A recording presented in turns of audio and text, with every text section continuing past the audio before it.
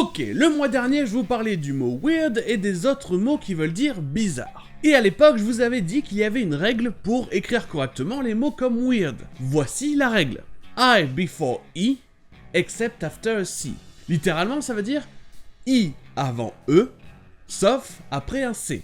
Par exemple, vous voulez écrire le mot croire, et vous savez que ça se dit believe.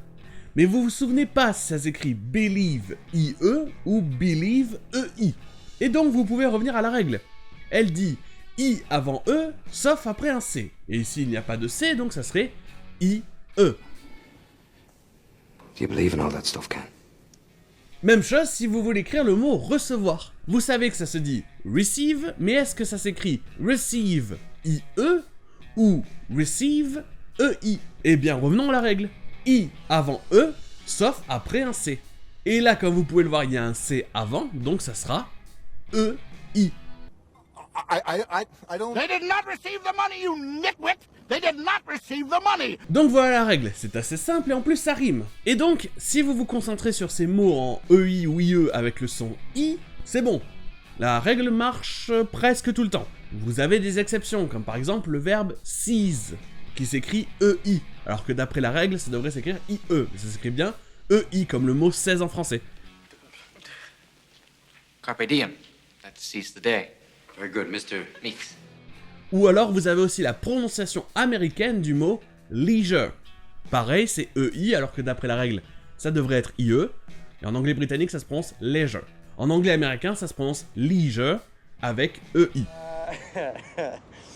Hey, Claire, don't get too used to your life of leisure here. Après, si on étend cette règle aux autres sons de EI et IE, ça commence à être plus compliqué parce qu'il y a beaucoup plus d'exceptions. C'est pour ça qu'une suite à la règle a même été inventée. I before E, except after C, or when sounding like A, as in neighbor or way. Et tout ça, littéralement, ça veut dire I avant E, sauf après un C, ou quand ça sonne comme A, comme dans neighbor, un voisin, ou way, peser. Step 11.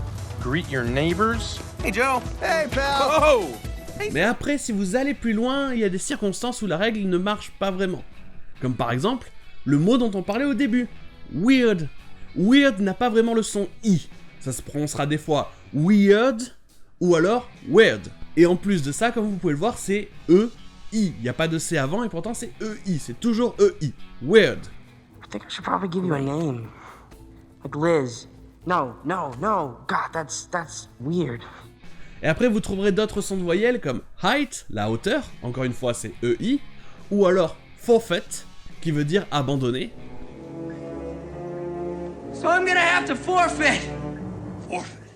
Forfeit! What's that mean? Donc vous pouvez utiliser cette règle, mais souvenez-vous qu'il y a plein d'exceptions. C'est encore ce genre de truc où vaut mieux savoir chaque mot par cœur. Et sur ce, à demain!